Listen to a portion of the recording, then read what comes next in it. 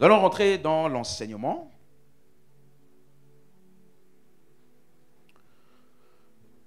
Donc nous sommes en train de terminer cette série. J'espère qu'on va le terminer ce dimanche. Alléluia. Donc dimanche dernier, nous avions commencé à reparler encore sur le parler en langue, on se rappelle? La prière en esprit. J'ai dit que c'est une prière qui est multidimensionnelle.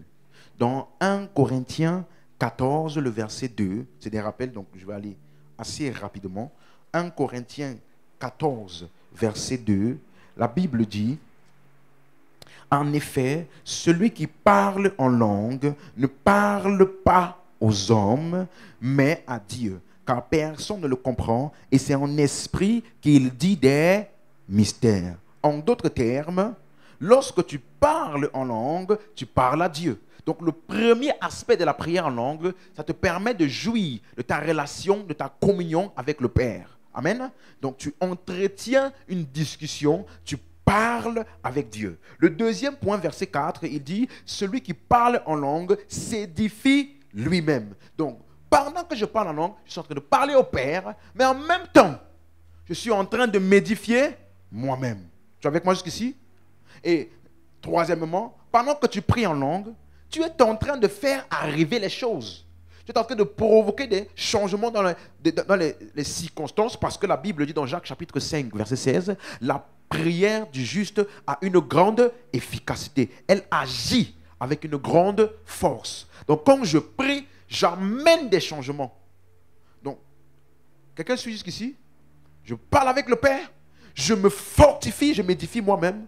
En même temps, je suis en train d'amener, de diriger la puissance de Dieu vers des circonstances pour amener un changement. Et quatrième point, je suis en train de rendre d'excellentes actions de grâce. Ça, c'est au verset 16.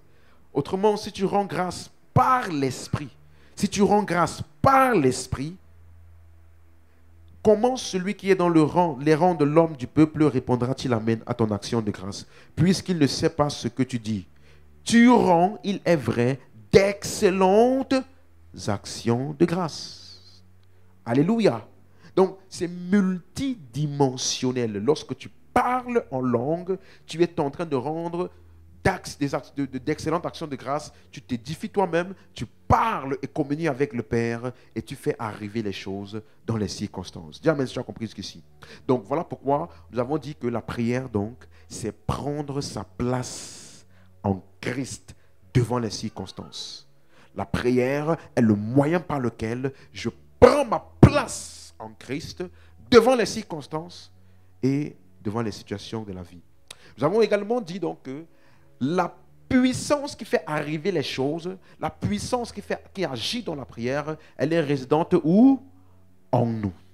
Donc quand Jacques, il dit dans Jacques 5, 16, la prière du juste, version 2 21, agit avec une grande force. D'où vient cette force, cette puissance-là? La prière du juste, elle tire sa force, elle est dans le croyant. Est-ce que tu es avec moi jusqu'ici? Et donc, ce que je fais par la prière, je suis en train de rediriger cette puissance-là vers les différentes circonstances de la vie. Amen. On est avec, vous êtes avec moi jusqu'ici? Dans 2 Pierre, chapitre 1, verset 3, toujours des rappels. 2 Pierre, chapitre 1, verset 3. Il est écrit: comme sa divine puissance nous a donné tout ce qui contribue à la vie et à la piété. Il dit: au moyen de la connaissance de celui qui nous a appelés par sa propre gloire et par sa vertu. Donc, sa divine puissance est déjà en nous et a déjà tout disposé pour nous. Vous vous rappelez ce que j'ai expliqué dimanche? J'avais dit, quand nous prions, nous ne prions pas pour avoir la puissance, nous prions à partir d'une position de puissance et donc pour amener en manifestation ce que nous prions. Voilà pourquoi j'ai dit donc que la prière, en fait, nous prions les réponses. Vous suivez? La prière, ça libère la puissance pour amener en manifestation la réponse.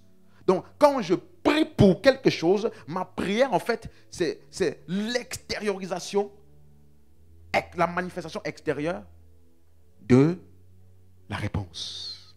Tu es avec moi? Et c'est pour ça que j'ai dit, c'est important la connaissance. Il dit, au moyen de la connaissance.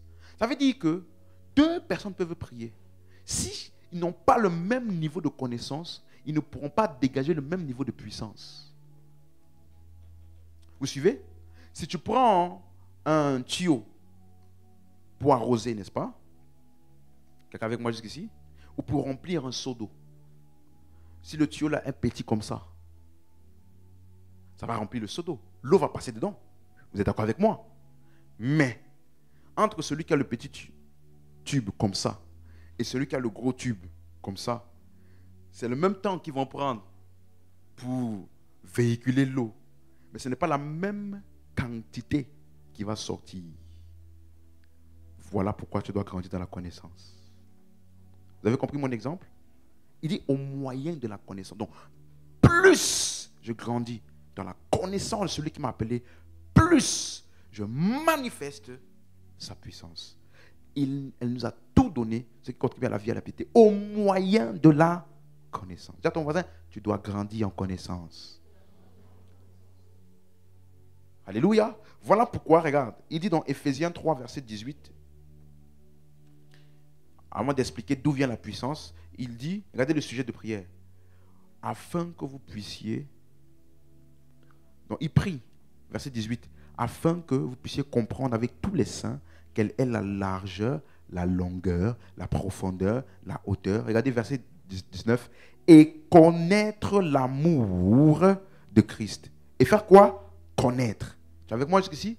Donc il prie pour que tu puisses connaître l'amour de Christ qui surpasse toute connaissance, en sorte que vous soyez remplis jusqu'à toute la plénitude de Dieu. Vous êtes avec moi?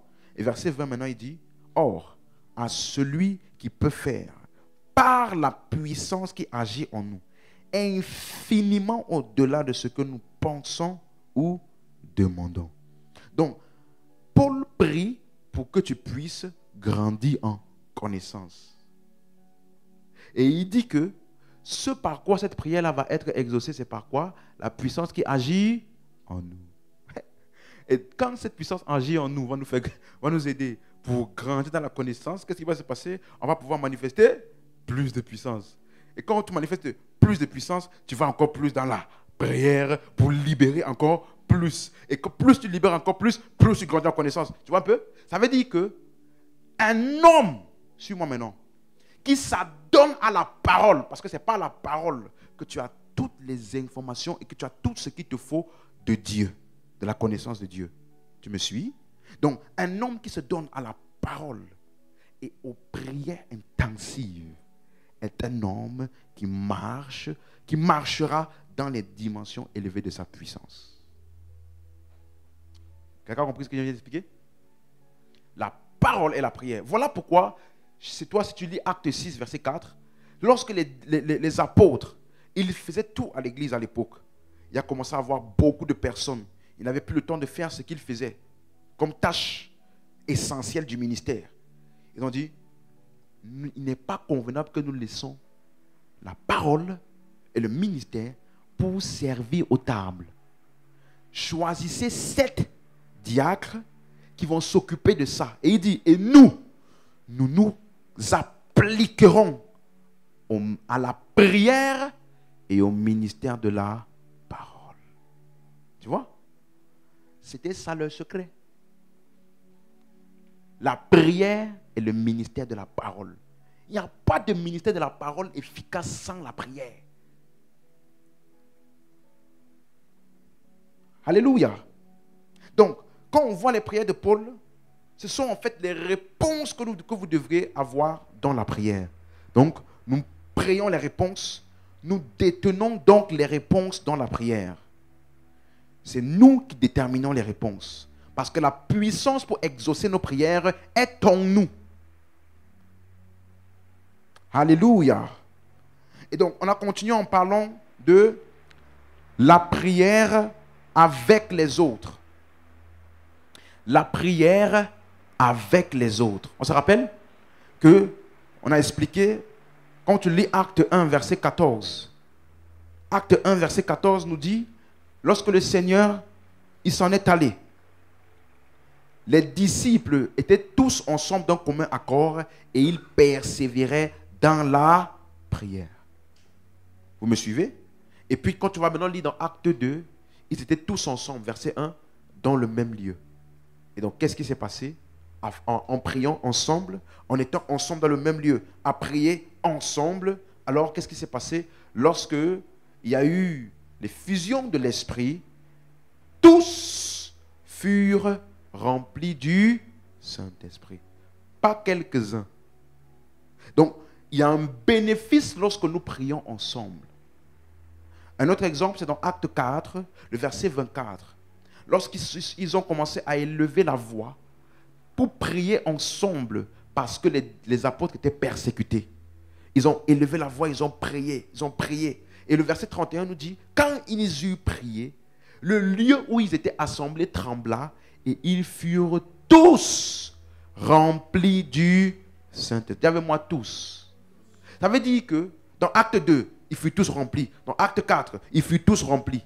Pourquoi? Ils étaient tous ensemble, d'un commun accord, dans le même lieu, priant ensemble. Donc, quand nous prions avec les autres, lors d'un rassemblement communautaire, l'approvisionnement est pour tous. Ça, c'est l'avantage.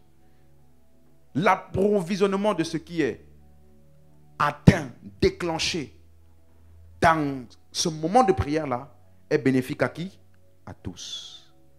Et donc, dans Romains 15, verset 1, il dit, nous qui sommes forts, nous devons supporter les faiblesses de ceux qui ne le sont pas et ne pas nous complaire en nous-mêmes. Donc, supporter les faiblesses de ceux qui ne sont pas forts. Tu vas voir la même expression dans Galates chapitre 6, verset 2, porter les fardeaux les uns des autres. En fait, quand nous nous réunissons comme ça pour prier ensemble, j'ai expliqué ça, ce qui se passe, c'est que quel que soit le niveau de chacun, nous opérons tous au plus haut niveau. Tu me suis? Donc, il y a des choses que tu n'aurais pas pu atteindre par toi seul, ou ça t'aurait pris énormément de temps pour y arriver. Mais quand on s'est réunis ensemble, nous opérons tous au plus haut niveau. Et donc, nous obtenons les choses de manière communautaire. Alléluia. Ils étaient tous remplis du Saint-Esprit. Donc, le résultat d'une réunion de prière corporative est pour tout le monde. Le résultat d'une réunion de prière corporative est pour tout le monde.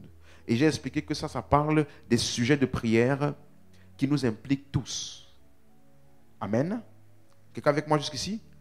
Ça parle des sujets de prière qui nous impliquent, nous tous, ensemble, compris pour l'Église, compris ensemble pour l'Église. Donc, même si un n'a pas autant de connaissances qu'un autre, par exemple, si nous prions tous ensemble, ce qui va être généré dans ce moment de prière-là va être bénéfique à tous au même point, au même niveau. Ça veut dire que tu peux opérer à un niveau de puissance supérieur à ta connaissance quand tu pries avec les autres. Ça, c'est l'avantage. Alléluia. Nous pouvons tous nous tenir sur le même piédestal, et nous sommes tous comblés et bénis.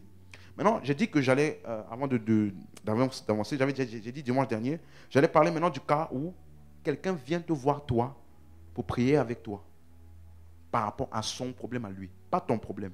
C'est-à-dire quelqu'un vient vers toi, c'est lui qui a un problème, c'est lui qui a une situation, et il veut que toi, tu puisses prier avec lui par rapport à son problème ou à sa situation. Tu es avec moi? Là, ce n'est pas la même chose. Vous suivez? Parce que tu n'es pas impliqué. Quelqu'un comprend?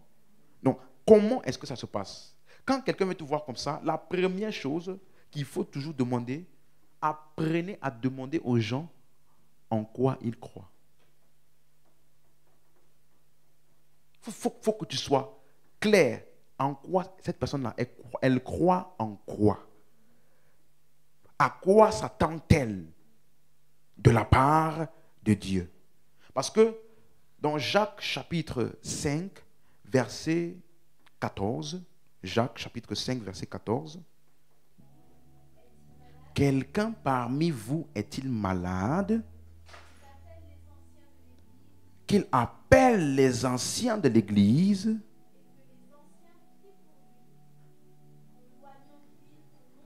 et que les anciens prient pour lui en loignant d'huile au nom du Seigneur. Amen. Maintenant, regardez le verset 15, c'est ça qui m'intéresse. La prière de la foi sauvera ou guérira le malade. On va s'arrêter là. Donc, qu'est-ce qui guérit le malade? Est-ce la prière des anciens ou la prière de la foi? Donc, ça veut dire que, qu'est-ce que Jacques a appelé la prière de la foi? Dans Jacques 1, verset 6, il avait déjà expliqué que si quelqu'un manque de sagesse, qu'il la demande à Dieu, qu'il donne à tous simplement et sans reproche, et elle lui sera donnée. Maintenant, il explique, verset 6, mais qu'il demande avec foi, sans douter, car celui qui doute est semblable au flot de la mer agité par le vent et poussé de côté et d'autre. Qu'un tel homme ne s'imagine pas qu'il recevra quelque chose du Seigneur. Donc, la demande avec foi, la prière de la foi permet de recevoir. Tu es avec moi? Donc, c'est la personne qui doit recevoir qui prie la prière de la foi.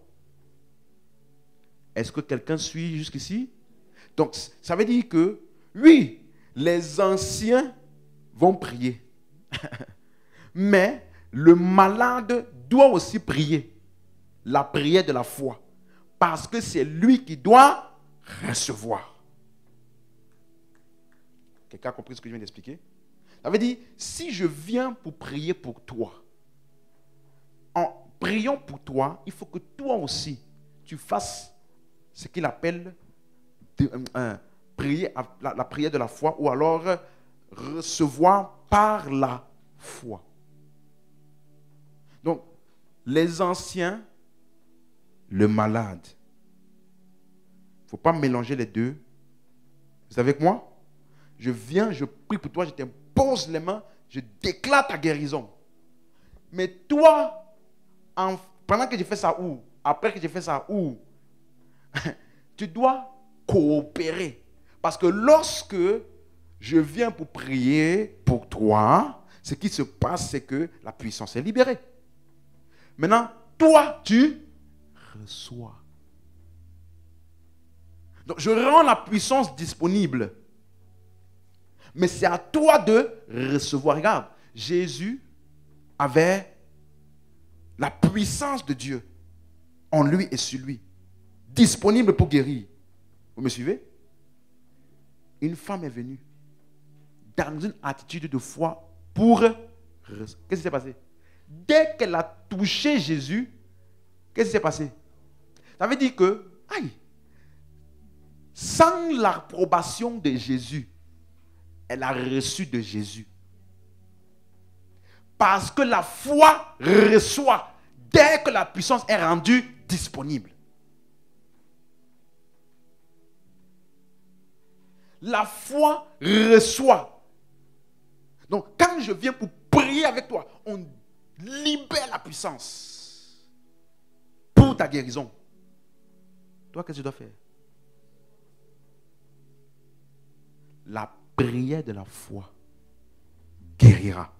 Ça veut dire, ta prière de la foi là, va maintenant prendre la puissance là et l'appliquer à l'endroit où il y a besoin de guérison.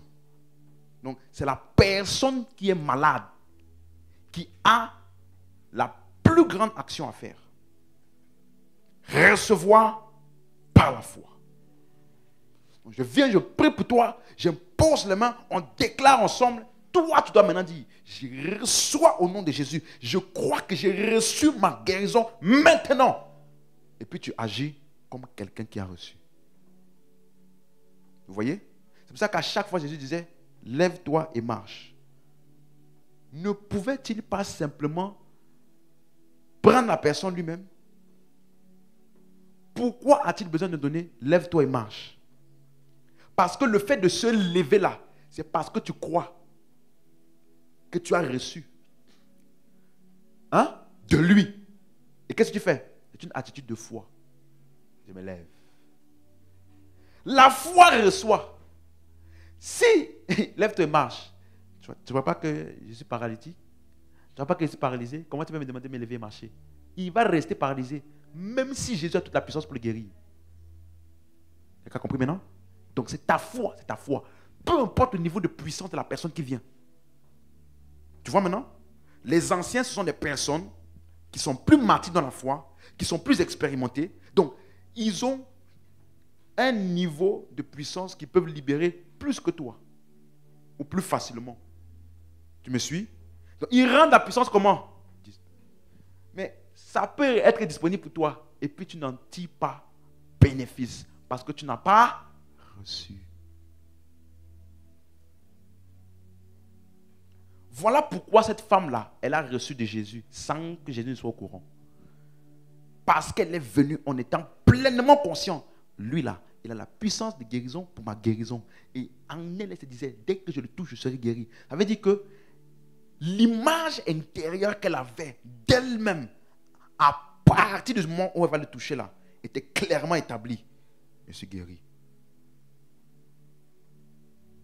C'est comme ça qu'on reçoit. Alléluia. Est-ce que c'est clair maintenant? Donc, c'est pour ça que j'ai dit, apprenez à demander aux gens qu'est-ce qu'ils croient ou à quoi s'attendent-ils. Parce qu'ils ne peuvent pas recevoir au-delà de ce qu'ils croient. Tu comprends maintenant? Si tu viens prier, quelqu'un te dit, j'ai une maladie et je vais avoir une opération chirurgicale. Est-ce que tu peux t'accorder? Est-ce qu'on peut prier pour que l'opération se passe bien? Frère, tu ne peux que t'accorder avec elle. Il ne faut pas dire, oh, tu n'as pas la foi. Oh, l'opération, homme de peu de foi. Il ne faut pas faire ça. Cette personne-là, même si c'est elle qui doit recevoir, ce n'est pas toi, c'est elle. Donc c'est sa foi qui compte. C'est ce en quoi elle croit et ce qui elle perçoit qu'elle peut recevoir de Dieu à ce moment-là. Quoi? Que l'opération se passe bien. Si elle se dit, je n'ai pas d'opération, son cœur va commencer à trembler dès qu'il y aura petits symptômes. Parce que son cœur n'arrive pas encore à saisir que c'est possible de ne pas passer par l'opération. Donc, il ne faut pas choquer sa foi et imposer ta foi à elle. Non, ce n'est pas toi qui dois recevoir, c'est elle. Donc, c'est la personne qui est dans le besoin qui doit déterminer ce pourquoi vous vous accordez. Sinon, tu vas lui imposer ta foi, elle va te suivre. Par bonne apparence. Non, si je dis vraiment, on va dire que je n'ai pas... Et donc, voilà comment les gens meurent. Oui, je connais des endroits comme ça.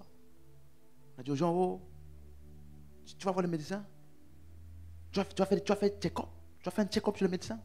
Gens de peu de foi. Ils sont morts. Ils ont refusé des opérations, ils sont morts. C'est celui qui est dans le besoin, c'est lui qui doit recevoir. Donc c'est lui, ce en quoi il croit là, qui compte. Dis amen, dis amen. Donc si quelqu'un vient avec toi pour un besoin, la seule chose que tu peux faire, c'est t'accorder avec lui. Ah, tu crois en ça? Ok. Il faut demander même sur quel verset tu t'appuies. Ah, c'est ça? Ok, d'accord. Prie. Tu laisses même la personne prier. Quand la personne finit de prier, tu dis maintenant, je m'accorde avec toi. Que c'est comme tu as dit là que ça va arriver. Amen. Tu as compris? Ça là, ça a créé des dégâts. Hein? Le manque de compréhension de ce que je viens de t'expliquer là. Beaucoup ont voulu imposer leur foi ou ce qu'en quoi ils croient à quelqu'un qui n'avait pas le même niveau de persuasion que eux. Vous suivez? Et donc, cette personne-là a agi au-delà de ce qu'elle pouvait porter. Vous me suivez?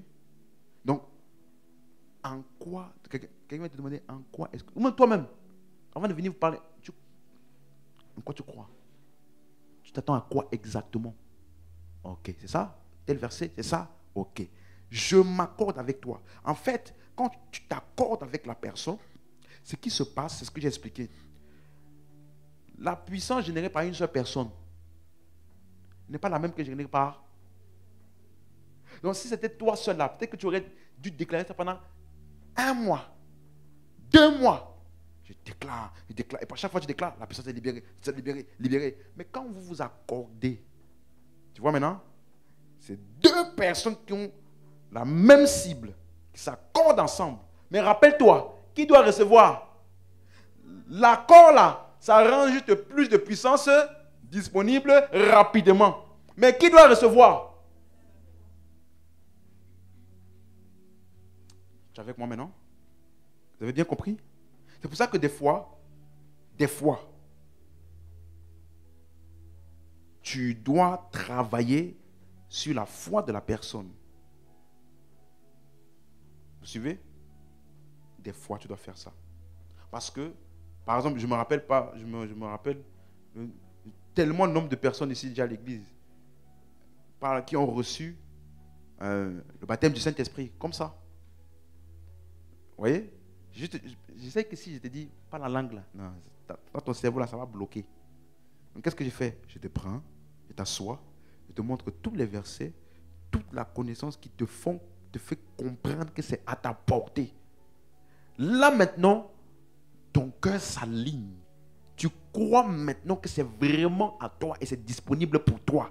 À partir de ce moment, là maintenant, j'ai dit, reçois le Saint-Esprit. Et la personne commence à parler en langue. Vous voyez? Donc, généralement, ça c'est un petit conseil, pourquoi les gens ne parlent pas langue dans les églises? Ils ont une mauvaise perception. C'est tout. C'est juste ça. Beaucoup, ils pensent que c'est le Saint-Esprit qui va bouger leur bouche. D'autres pensent que ça doit ressembler à, est-ce que si je parle ça, c'est pas n'importe quoi? Est-ce que il y a tous ces questionnements-là bloquent la manifestation de ce don. Donc, qu'est-ce qu'il faut faire? Tu prends la personne, tu expliques, tu amènes sa compréhension au point où il n'y a plus aucun blocage de ça. Et que cette manifestation-là est claire en eux. Quand tu vas prier, tu vas recevoir. Tu vois? Mais quand tu as trop de doutes, trop tout ça là, qu'un tel homme ne s'imagine pas qu'il le recevra. Mais si je prie, est-ce que ce n'est pas l'esprit du diable qui va venir parler dans ma bouche en pensant que c'est l'esprit de Dieu? Est-ce que tous les est-ce que là t'empêchent de recevoir? Dis amen si tu as compris. Est-ce que c'est clair maintenant pour quelqu'un? Donc, c'est ça que j'ai écouté le témoignage d'un frère. Il a appelé un pasteur et puis il a dit à l'homme de Dieu, oh, vraiment c'est compliqué. J'ai un entretien, mais j'ai peur. Il a dit non. Croyons Dieu ensemble par rapport à cela. Et puis l'homme de Dieu a dit, et puis il a demandé pardon, est-ce que tu peux prier pour moi? Il a dit non. Je ne veux pas prier pour toi, je vais m'accorder avec toi. Parce que personne n'a plus d'autorité sur toi que toi-même. En quoi tu crois? Il a dit non, je crois que quand je vais aller là-bas, je crois et je reçois maintenant que ce poste est pour moi. Au nom de Jésus. Il a dit, quand le frère a fini de dire ça là, il a dit, d'accord, je m'accorde avec toi que ce que tu as dit là, c'est comme ça que ça va arriver au nom de Jésus. Vas-y. Il est parti, boosté, et 10 jours après, il est revenu. J'ai le poste. Quand il a dit le poste, merci beaucoup, homme de Dieu. Il a dit, merci pourquoi? C'est toi qui as déclaré, c'est toi qui as reçu, c'est toi qui as agi. Moi, je me suis juste accordé avec toi. Vous voyez maintenant? Parce que souvent, quand tu ne prends pas compte, tu ne prends pas en considération ta propre responsabilité dans la réception des choses qui sont à ta disposition, alors tu vas attendre toujours des autres. Et tu vas penser que ça n'a pas marché. Pourquoi toujours les autres, eux ça marche? Lui il va là-bas, dès qu'il arrive là-bas, on a imposé les mains, il a été guéri instantanément. Moi, ça fait déjà 15 pasteurs qui ont prié pour moi. Je ne suis toujours pas guéri. Tu sais pourquoi? Parce que peu importe la quantité de puissance qui a été libérée, qui doit recevoir? Toi. Donc si tu pars avec le mauvais mindset, tu vois, tu n'es pas dans la bonne expectative. Oh. J'espère que lui au moins ça va marcher parce que l'autre ça ne va pas marcher comme il faut. Tu vois, tu ne recevras pas. Si tu es double de cœur, tu ne recevras pas. Mais si tu pars avec une expectative élevée et claire, tu ne peux pas ne pas recevoir. Est-ce que vous comprenez maintenant? C'est pour ça que vous allez voir dans beaucoup de croisades, souvent, ils prennent le temps d'enseigner. Ils montrent comment Jésus guérissait les gens. Ils montrent comment la puissance de Dieu peut guérir. En fait, ils sont en train d'amener l'expectative des gens à être claire. Si ton expectative est claire, Jésus a fait ça, Jésus a fait ça. Oh, donc ça veut dire que la guérison est disponible aujourd'hui. Ah, regardez, il a pris une femme. La femme la venait d'être attrapée en train délit d'adultère. Jésus n'a rien dit. Donc, ton péché ne va pas t'empêcher. Parce que des fois, il y a des gens qui se sentent coupables et indignes de recevoir. Ça bloque. Ce n'est pas le péché qui bloque, c'est leur culpabilité qui les empêche de... Donc, tu vas voir souvent, ils prennent un temps là, ils enseignent. Quand ils perçoivent que l'atmosphère ou l'expectative de tout le monde là, au bon niveau, ils donnent un chant. Oh, alléluia. Recevez. Tu vois les gens, les malades. S'il avait fait ça juste, personne n'a une expectative. Lui, c'est qui déjà même? Lui, c'est qui? Ok. Rien ne va se passer. Tu vois à quel point la personne qui reçoit est importante. Alléluia. C'est clair pour quelqu'un? Donc, voyons voir maintenant rapidement Jésus et la prière. Quelques exemples de comment Jésus a appliqué la prière et aussi dans les actes des apôtres. Bon, je voulais qu'on touche aussi les jeunes aujourd'hui, mais je pense qu'on ne va pas avoir le temps. Marc, chapitre 11. Jésus prit la parole, chapitre 11, verset 22. Jésus prit la parole et leur dit, ayez la foi de Dieu. Verset 23. Je vous le dis en vérité, si quelqu'un dit à cette montagne, ôte-toi de là, jette-toi dans la mer, et s'il ne doute point en son cœur, mais croit que ce qu'il dit arrive, il le verra s'accomplir. Tu es là? Il le verra s'accomplir. Maintenant, verset 24, il dit, c'est pourquoi. C'est pourquoi. Donc, il est en train de dire, ce que je vais expliquer maintenant, c'est sur le principe de ce que j'ai dit au verset 23. Donc, comment appliquer ce principe dans la prière? Il dit, tout ce que vous demanderez en priant, croyez que vous l'avez reçu et vous le verrez s'accomplir. Donc, ça là, il parle des choses. Montagne. Il a parlé de ça quand il a parlé au figuier. On se rappelle? Là, ce sont les choses. Maintenant, quand il va parler des personnes, dans Luc 22, 31, Simon, Simon, Satan vous a réclamé pour vous cribler comme le froment. Mais j'ai prié pour toi, afin que ta foi ne défaille point, et toi, quand tu seras converti, affermis tes frères. J'ai prié pour toi, afin que ta foi ne défaille point. Là, ce ne sont plus les choses. Tu as remarqué? Donc, c'est différent. Là, j'exerce mon autorité pour que sa foi ne défaille point. Donc, c'est différent lorsque je prie pour les personnes. Et suis-moi, par ce genre de prière, j'apporte de l'aide ou de l'assistance à mon frère. Donc, c'est possible par la prière d'apporter de l'aide ou de l'assistance à quelqu'un. Une assistance spirituelle, je parle. Hein? OK? Pour qu'elle puisse tenir dans l'adversité. C'est possible. Vous avez lu comme moi? Donc quand je prie pour les personnes, c'est différent. Ça, c'est pas une prière de 1 minute ou de déclaration. Non. Ce sont des prières de supplication. Alléluia. Un autre exemple, dans Jean 11, verset 41, devant la tombe de Lazare. Jean 11, verset 41. Ils ôtèrent la pierre, donc la pierre, et Jésus leva les yeux en haut et dit, Père, je te rends grâce de ce que tu m'as exaucé. Donc ça montre qu'il avait déjà prié. Tu es avec moi? Ça montre qu'il avait prié parce qu'il dit, tu m'as exaucé. Maintenant, regardez la suite, verset 42. Pour moi, je savais que tu m'exauces toujours, mais j'ai parlé à cause de la foule qui m'entoure afin qu'ils croient que c'est toi qui m'as envoyé. Verset 43. Ayant dit cela, il cria d'une voix forte, Lazare, sort. Et donc ici, il y a 2 choses qui ont été engagées.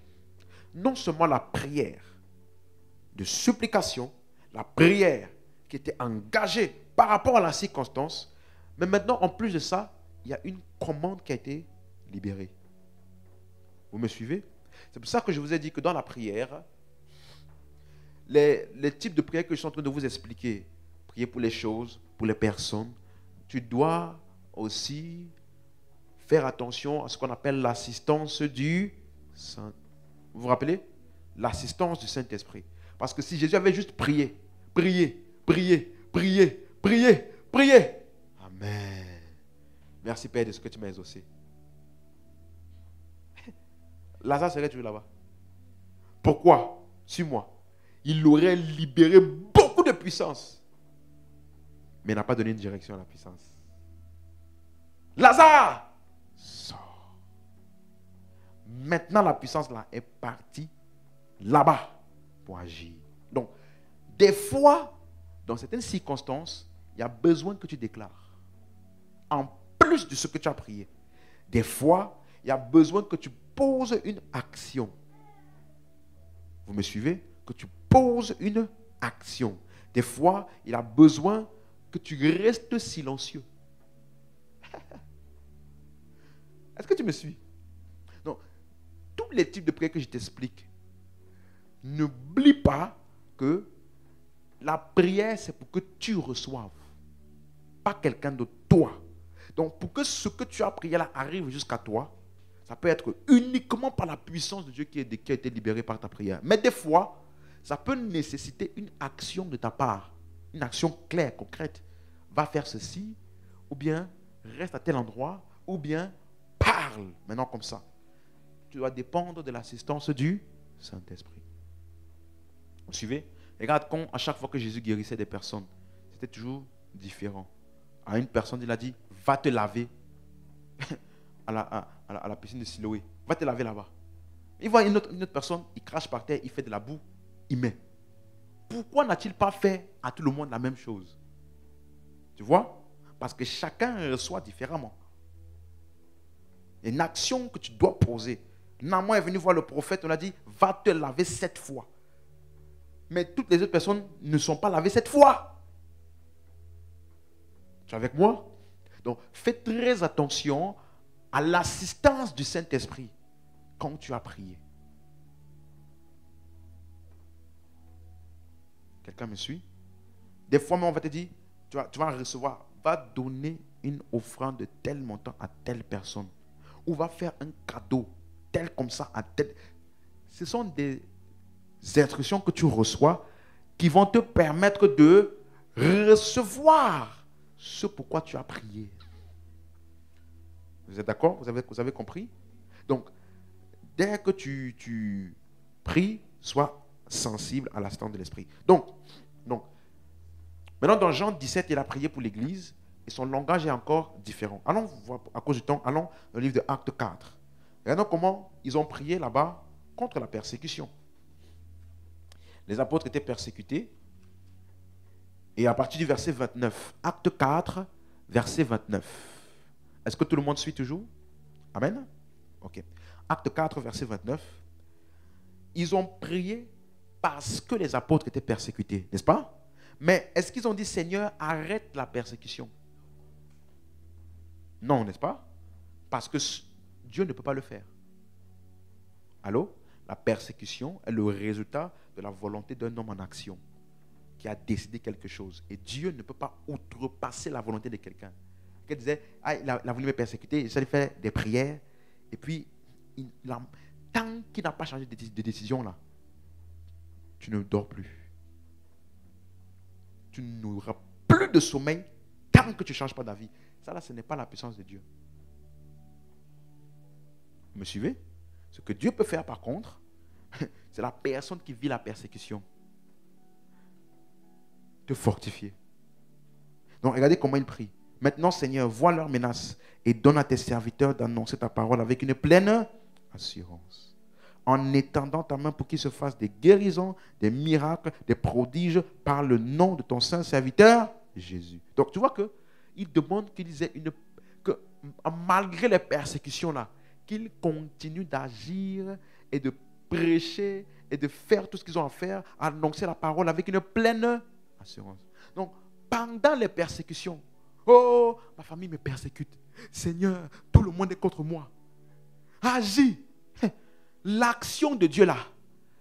Tiens ferme mon fils. Dieu est avec toi. Ça va aller. Ça va aller. Ça ne sera pas jusqu'à la fin de ta vie, t'inquiète. Tiens ferme. Dieu ne peut pas empêcher quelqu'un de te persécuter. Mais Dieu peut te fortifier et Dieu peut te délivrer. On va voir ça. Alléluia. Donc, et vous allez remarquer que à chaque fois qu'on prie pour les ministres de l'évangile, ceux qui prêchent la parole, il y a toujours deux sujets principaux qui en ressortent. Le premier, c'est quoi? L'audace, l'assurance. Et le deuxième, c'est quoi? La délivrance. Chez vous, vous pouvez lire Éphésiens 6, verset 19.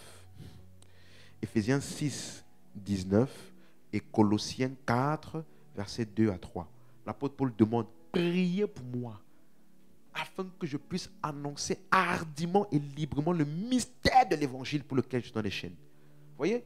Et que j'en parle comme je dois en parler. Donc, il ne prie pas pour que il n'y ait plus d'opposition. Non. À chaque fois qu'il y avait l'opposition, suis-moi, quand il y avait l'opposition, il dit, il y avait un messager de Satan qui a été envoyé pour ne pas que je m'enorgueillisse. Tu as déjà lu ça? Dans 2 Corinthiens 12. Ce n'est pas une maladie. Hein. Les gens pensent que c'est écharpe de la chair là. C'est une maladie. Ce n'est pas une maladie. Non. J'ai dit, les épîtres ont été tirés de l'Ancien Testament. Il faut lire. L'écharpe de là, c'est un langage de l'Ancien Testament. Lorsque le peuple d'Israël disait que ce peuple-là est une écharde pour nous, avait dit que c'était un peuple qui nous combattait, il nous faisait la guerre, il voulait notre mal. Donc quand Paul dit, il m'a été donné une écharde dans la chair, ça veut dire que dans tous les endroits qu'il partait, malgré la grande révélation de Christ qu'il avait, il y avait toujours des personnes là qui étaient opposées. Donc, parce que s'il parlait et tout le monde, ça fait l'unanimité, il pouvait s'enorgueillir pour dire, je suis le maître de la révélation de Dieu dans tout l'univers.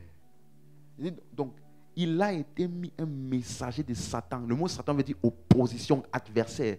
Donc, partout il partait. C'est comme si, quand tu es pasteur là, que tu comprends ça. Elle dit, tu parles à une personne. C'est comme si elle est bouleversée, sa vie est changée. Tu dis exactement la même chose à quelqu'un d'autre. Il est fermé. Non, n'importe quoi. Jamais. Non, pas vrai. Regardez, tu vois, je parlais avec quelqu'un comme ça, il m'a dit ça. C'est à cause de vous là que le corps de Christ est dans tous les sens. Que Dieu t'aide. Il m'a dit ça. Avec tout le temps d'études que j'ai fait pour étudier là. Non. Et puis tous les gens qui disent que ça fait des efforts, pourquoi toi ça n'arrive pas? C'est pour te garder humble, frère. Tu vois? Et Paul dit, j'ai prié 3 fois. Ta grâce me suffit, mon fils. Fais ce que je t'ai envoyé à faire. Je ne t'ai pas envoyé pour avoir l'unanimité. Je t'ai envoyé prêcher l'évangile. Vous m'avez compris? Donc, Dieu ne peut pas arrêter la persécution. Par contre, il peut te fortifier par la prière. Alléluia. Et donc, pour les serviteurs de Dieu, généralement, les sujets de prière que tu vas voir dans les Écritures, ils demandent toujours que nous puissions avoir de l'assurance, de l'audace. Parce que dans 2 Timothée 1, verset 7, il dit, ce n'est pas un esprit de timidité que Dieu vous a donné, que Dieu nous a donné, mais un esprit de force, d'amour et de sagesse. Le mot timidité là est traduit par peur dans certains autres endroits. Donc Dieu ne nous a pas donné un esprit de peur. Or, avant de dire ça, au verset 6, il avait dit, ranime le don de Dieu qui est en toi. Ça veut dire qu'une chose qui étouffe la manifestation pleine de la grâce et du don de Dieu en toi, c'est la peur. Donc un serviteur de Dieu, dès qu'il a été intimidé, il perd ses moyens. Tu vas voir, il n'a plus le courage de prêcher comme il prêchait avant. Subitement, il n'arrive même plus à être clair dans ses propos. Il est intimidé. Il dilue le message. Il n'ose plus dire certaines choses. Donc Paul dit, peu importe le type d'intimidation que je reçois, prie pour moi, afin que je puisse annoncer la parole avec une pleine assurance. Il dit que je ne me laisse pas affecter par les persécutions à gauche et à droite. Voilà comment tu dois prier pour un serviteur. Alléluia. Et le deuxième sujet qui est important pour les serviteurs de Dieu, c'est la délivrance. Dans Romains 15, verset 30. Romains 15, verset 30. Je vous exhorte, frères, par notre Seigneur Jésus-Christ et par l'amour de l'Esprit, à combattre avec moi en adressant à Dieu des prières en ma faveur. Donc, c'est possible, suis-moi bien, parce que le ministère est un combat. Dis Amen. Le ministère est un combat. Paul dit, j'ai combattu le bon combat. Donc, le ministère là, achevé sa course là, c'est un combat. Il y a beaucoup d'adversité et d'opposition. Et un des plus grands bénéfices que tu peux être pour un homme de Dieu, c'est lorsque tu combats avec lui. Où? Dans tes prières. Je vous exhorte à combattre avec moi en adressant à Dieu des prières en ma faveur afin que je sois délivré des incrédules. Vous voyez? Délivré. Elle dit tous les complots et les plans des incrédules. Je lisais le livre de Actes récemment. Tu vas voir, il y a un endroit où il y a un groupement de juifs qui ont fait des rites. Ils ont dit, nous nous abstenons de manger et de boire tant que Paul n'est pas mort. Ils se sont dévoués. Aïe. Ils ont dit, amenez Paul. Faites-le venir comme si vous voulez écouter ce qu'il a dit et examiner sa cause. Et en chemin là, on va terminer avec lui. Mais quand il y a un homme pour qui les gens prient, il y a toujours une échappatoire que Dieu pour vous. Pendant que ces gens-là disaient ça, il y avait la cousine de Paul qui était au milieu et qui a entendu le guet-apens. Elle est partie informer Paul. Paul a informé le responsable de la prison qui a informé le chef. Et donc, tard dans la nuit, avec une escorte de plus de 200 soldats, ils ont escorté Paul dans une autre ville. Il a échappé. Tu es avec moi? Une des plus grandes aides que tu peux être un serviteur, prie pour lui. Rempli d'audace, délivré. Des complots, délivré. Alléluia. Le même sujet de prière, tu vas le voir dans 2 Thessaloniciens 3. 2 Thessaloniciens 3, versets 1 à 2. Au reste, frères, priez pour nous afin que la parole du Seigneur se répande et soit glorifiée comme elle l'est chez vous et afin que nous soyons délivrés des hommes méchants et pervers. Est-ce que c'est clair maintenant? Donc, lorsque tu vois la prière pour les serviteurs, la prière pour les ministres de l'évangile, pour l'audace et pour la délivrance. Alléluia. Maintenant, on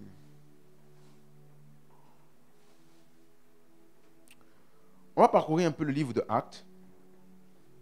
Est-ce que vous avez remarqué que dans le livre de Actes et même dans les épîtres, on trouve difficilement une information sur la prière pour les choses matérielles? Avez-vous déjà remarqué ça? Quand tu lis les Actes des Apôtres, et tu lis le livre, tu lis les épîtres, Corinthiens, Philippiens, Colossiens, tu vas trouver difficilement une information sur la prière pour les choses matérielles. Mais est-ce que les gens n'avaient-ils pas de besoin? Amen. Donc, mais comment faisaient-ils donc? Tu vas voir, si tu lis Actes des Apôtres, que ce qu'ils faisaient, quand une église était dans le besoin, qu'est-ce qu'ils faisaient? Ils distribuaient leurs biens.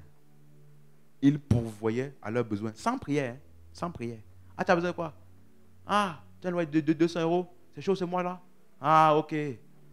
Quelqu'un ici peut gérer le frère là? C'est 200 €. Ok, c'est géré. Pas prière. Hey, Seigneur, au nom de Jésus, touche le cœur. Ah! Mais aujourd'hui là, hey, il faut qu'on fasse campagne de 21 jours de jeûne et de prière pour que Dieu puisse toucher le cœur d'un frère. Non! Voilà, les choses matérielles n'étaient pas leur sujet de prière. Même pas le mariage. N'y avait-il pas des célibataires là-bas? Si, regardez, quand tu lis 1 Corinthiens 7, Paul fait tout un épître pour expliquer si le frère tel veut se marier, si la sœur, elle perd son mari, alors elle est libre de se marier avec qui elle veut, seulement que ce soit dans le Seigneur. Concernant les vierges, il faut que ce soit comme si tout un, il explique. Donc ça veut dire que c'était une question parmi eux. Il y avait des questions concernant le mariage. Mais tu ne trouveras pas ça dans leur sujet de prière. Donc ça veut dire là-bas, là, comment faisait-il pour se marier? Je te laisse répondre. Ah, c'est ça, c'est ça. Quand j'étais vu la sœur, pas besoin de... Ah. Hier soir, j'ai rêvé. Et dans le rêve là, j'ai vu une photo de nous deux. Au-dessus d'une armoire dans une maison. Et il y avait des enfants qui couraient partout. Ça veut dire quoi la sœur? Ça veut dire que frère, on nous a pris ensemble à un événement et puis on est parti à la maison du photographe de l'événement, c'est tout. Tu vois, vous voyez avec moi, lisez, vous n'avez pas trouvé. J'ai cherché. Il n'y a pas de prière, ni pour le mariage, ni pour les biens matériels. Il n'y a pas. Pourtant, il y avait ce besoin. Est-ce que tu es avec moi? Je donne un exemple. On a vu dans Acte 4, n'est-ce pas? Ils ont prié contre la persécution. Acte 6, verset 4.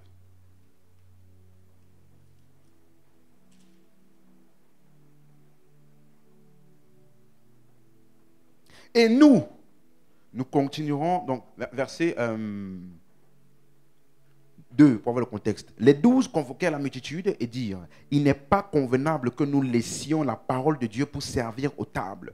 C'est pourquoi, frères, choisissez parmi vous 7 hommes de qui l'on rende un bon témoignage et qui soient pleins d'Esprit Saint et de sagesse, et que nous chargerons de cet emploi. Verset 4. Et nous continuerons à nous appliquer à la prière et au ministère de la parole. Question. Pourquoi priait-il? Quand il dit on va s'appliquer à la prière, là, c'est la prière pourquoi?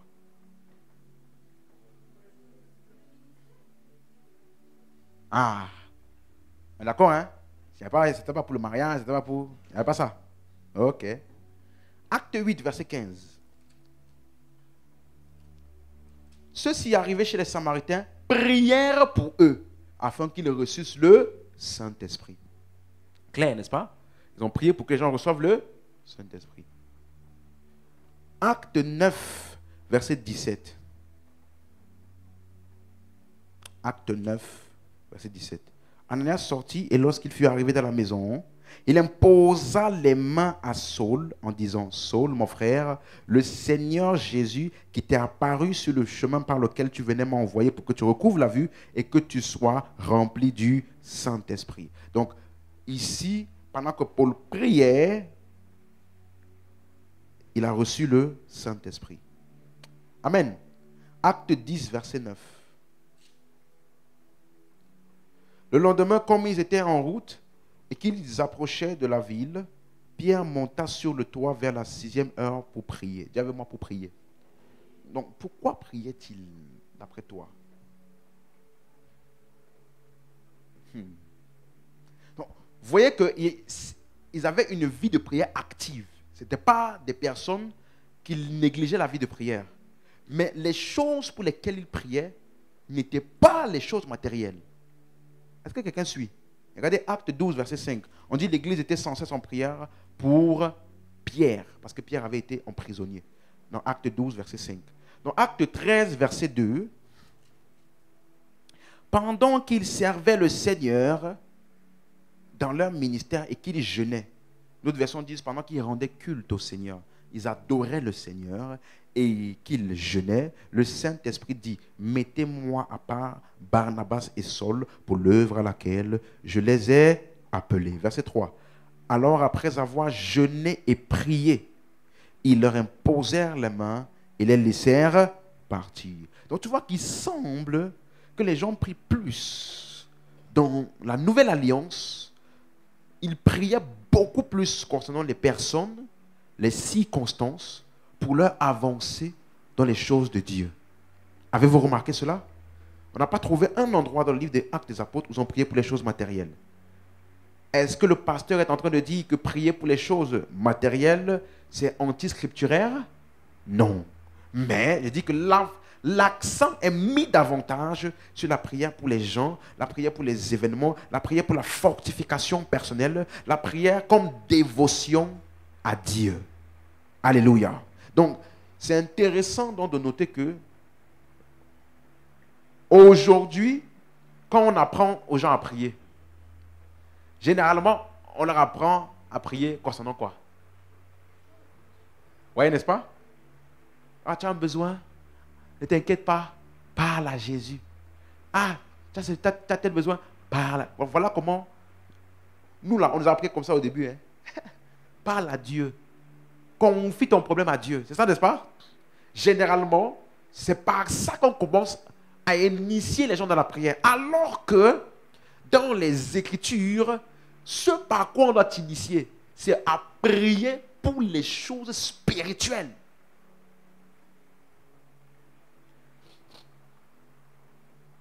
Alléluia. Est-ce que j'ai parlé à quelqu'un? Donc, vous trouverez plus de prières pour les personnes, les circonstances dans les épîtres et dans Actes des Apôtres. Et vous trouverez plus de prières pour les choses où, dans les 4 évangiles. Pourquoi? Ils n'étaient pas nés de nouveau.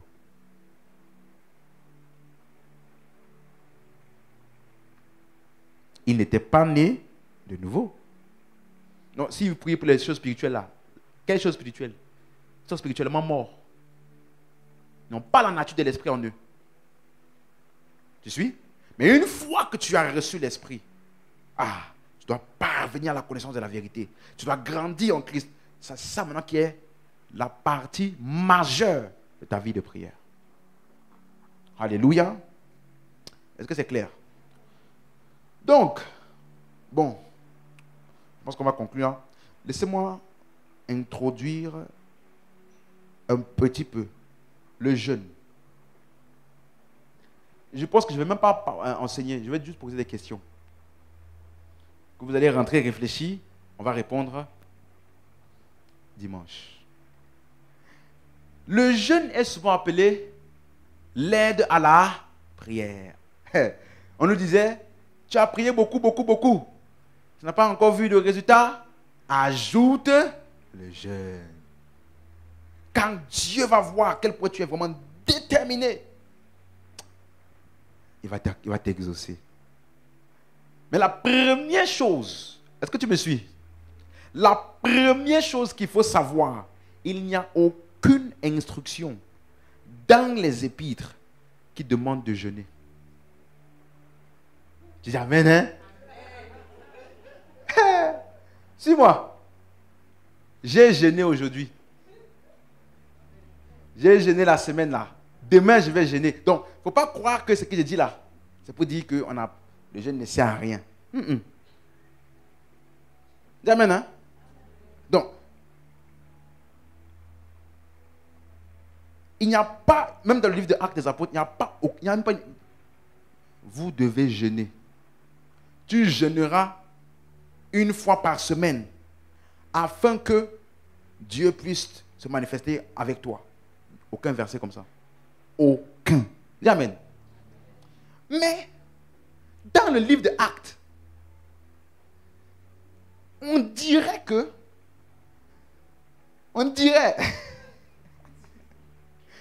c'était naturel, habituel pour tous de jeûner. Regardez, Acte 13, verset 2. Acte 13, verset 2. Acte 13, verset 2. Quelqu'un a ouvert? Ok. Pendant qu'ils servaient le Seigneur dans leur ministère, bon, la version Semeur dit, pendant qu'ils adoraient ensemble le Seigneur, version seconde 21, pendant qu'ils rendaient un culte au Seigneur et qu'ils jeûnaient. Qu'est-ce qui s'est passé? Le Saint-Esprit dit. Donc, parmi leurs pratiques de dévotion à Dieu, il y avait quoi? Le jeûne. Regardez verset 3. Alors, après avoir jeûné et prié, ils leur imposèrent les mains et les laissèrent partir. Donc, en plus de la dévotion personnelle à Dieu, une chose pour laquelle vous allez voir qu'ils jeûnaient aussi régulièrement, c'est lorsqu'ils devaient avoir une activité spirituelle. Imposer les mains pour les libérer, pour qu'ils aillent accomplir leur ministère. Ça là, il y a un transfert spirituel important qui a lieu dans ce moment. Donc, ils ont jeûné.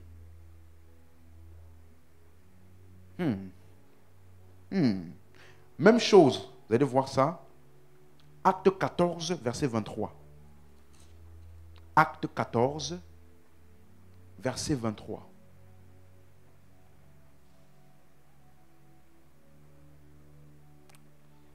On l'a trouvé? Acte 14, verset 23. Ils firent nommer des anciens dans chaque église.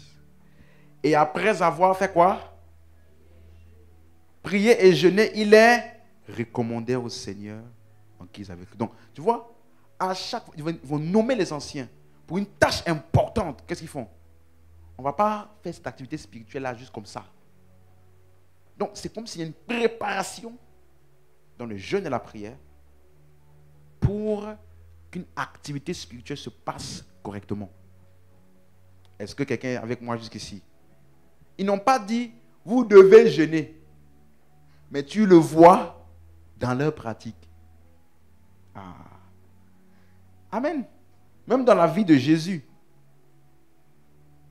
il a prié et jeûné. Mais plusieurs autres cas, il a juste prié sans jeûner. Donc, laisse-moi te dire une chose. Le jeûne vous affecte, vous. Pas votre prière. Le jeûne vous affecte, vous. Pas votre prière. Ça veut dire, ça ne rend pas ta prière plus efficace. Ça vous rend, vous, plus efficace dans votre pratique de la prière.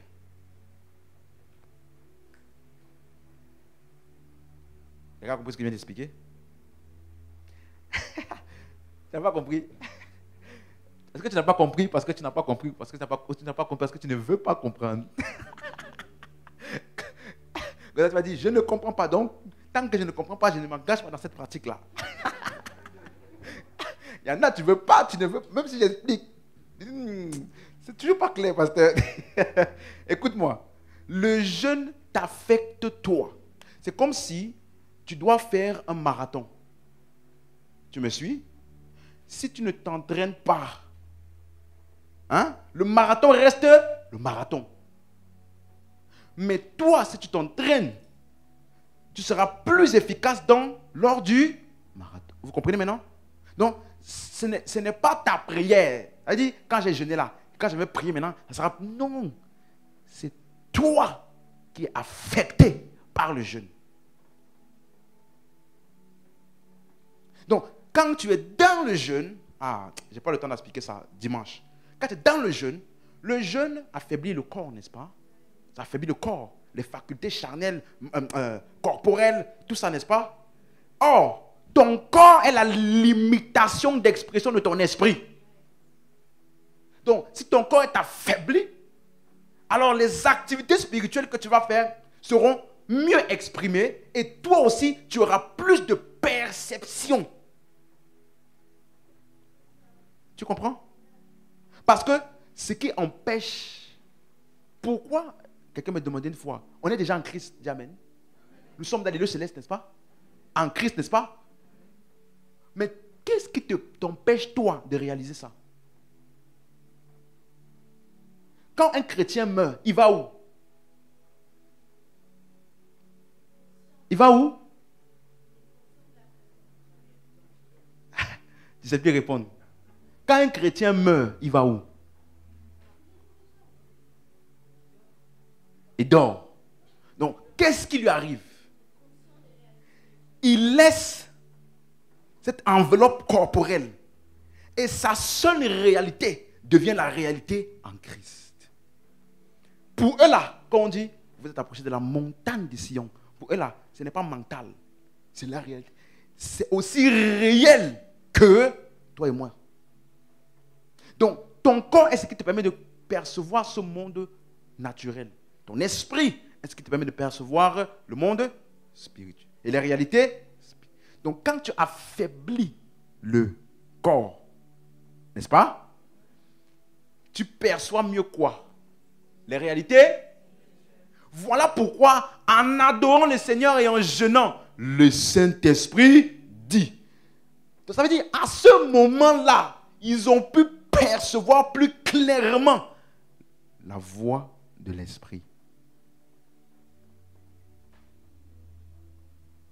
Tu as compris? Regarde un exemple. Matthieu 17, 21. Ça, c'est un verset très controversé. Très, très controversé. Matthieu 17, verset 21. Mais cette sorte... Attends. Est-ce que dans ta version, c'est écrit cette sorte de démon? Quelqu'un a une version comme ça? Cette sorte de démon? Oui? Tout le monde? Ok. De démon n'est pas dans l'original. Tu peux barrer.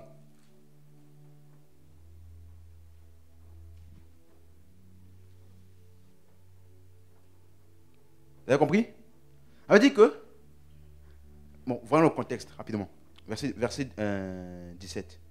Race comment? Incrédule. Tu es avec moi? Matthieu 17, 17. Race incrédule et perverse, répondit Jésus. Jusqu'à quand serai-je avec vous? Jusqu'à quand vous supporterai-je? Amenez-le-moi ici. Donc c'est l'enfant lunatique, ok, qui n'ont pas pu chasser le démon. Verset 18. Jésus parla sévèrement au démon qui sortit de lui et l'enfant fut guéri à l'heure même. Parenthèse. D'après toi, tu penses que Jésus a fait quelque chose de différent de ce que les disciples ont fait? Ils avaient déjà vu Jésus chasser les démons plusieurs fois. Donc ils savaient que quand tu vois un démon là, tu parles, il obéit. Mais là, ce cas-là, rien ne s'est passé. Et Jésus vient. Il fait la même chose. Le démon part. Et regardez maintenant. Alors les disciples s'approchaient de Jésus et lui dirent en particulier, laisse-moi te donner un secret. Tu veux avancer loin avec Dieu? Apprends à poser des questions. Écoute ceci. Dieu ne parle pas beaucoup. Dieu répond beaucoup.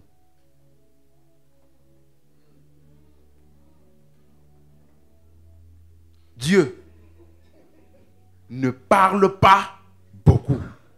Dieu répond beaucoup. Tu me suis? Quand tu lis l'histoire de Gédéon, qu'est-ce qu'il a distingué de toute sa génération alors que tout le peuple était molesté? Quand l'ange, quand il a eu son interaction, il a posé une question. Où sont les miracles que nos pères ont vécus? Où? Pourquoi ne les vivons-nous pas? C'est à partir de ce moment-là que toute son expérience a commencé à avancer. Et puis il est devenu le puissant Gédéon qui avait 300 hommes à délivrer tout le pays. Une question, quelqu'un a osé poser. Les disciples auraient pu dire, ah, c'est un cas de plus, ça, c'est pas grave. Le prochain, on va faire mieux. Non. Regardez. Pourquoi n'avons-nous pu chasser ce démon? Verset 20. C'est parce que vous n'avez pas de puissance. Hein? C'est parce que vous êtes faible. Parce que vous ne priez pas beaucoup. C'est à cause de votre... Suis-moi. Ça veut dire que il s'est passé quelque chose pendant cet événement-là qui a fait que eux là, ils ne croyaient plus en leur autorité sur les démons. Parce que souvent il y a des cas là. C'est pour ça que souvent ça me fait rire les gens qui font parler les démons pendant je ne sais pas combien d'heures là. Pourquoi? Ça transmet pas ça transmet pas la foi aux gens. Souvent l'esprit natique là a fait un geste, une manière terrible. Et en regardant ça là, la peur a envahi leur cœur. Puis ils ont commencé, au nom de Jésus, on te chasse. Comme on peut se faire ça, au nom de Jésus, on te chasse. Mais dans leur cœur, là, tremblé. C'est à cause de votre...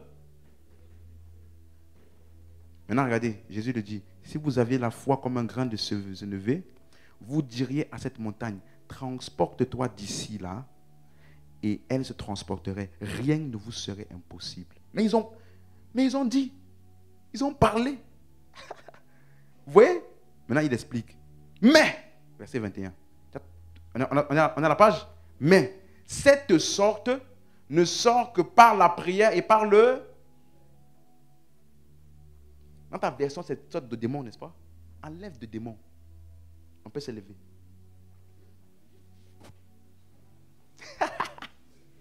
Je vais répondre dimanche. Et dit, je vais te poser des questions. Est-ce que Jésus a dit que c'est à cause de leur manque de jeûne? Pourquoi mentionnent-ils le jeûne? Est-ce que Jésus a dit c'est à cause de leur manque de prière? Donc pourquoi il dit mais cette sorte-là ne sort que par la prière et le jeûne?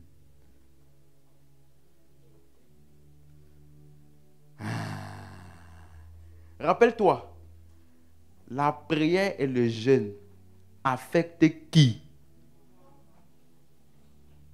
Élève la voix. Tu as compris? Je vais bien m'étaler dessus dimanche. Père, nous te rendons grâce. Merci pour cette parole. Merci pour ces différents enseignements.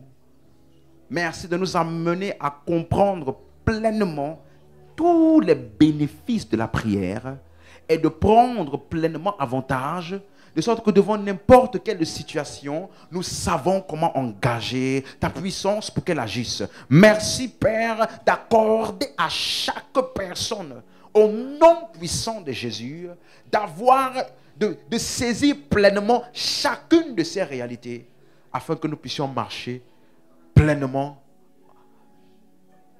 dans cette réalité. Au nom puissant de Jésus. Amen. Que je prie pour toi, que de la même manière que dans cette série de prières-là, tu deviens un homme de prière. Je prie aussi que tu ajoutes souvent le jeûne. Donne-moi aussi l'amen. Toi, elle ne dit pas amen. Amen.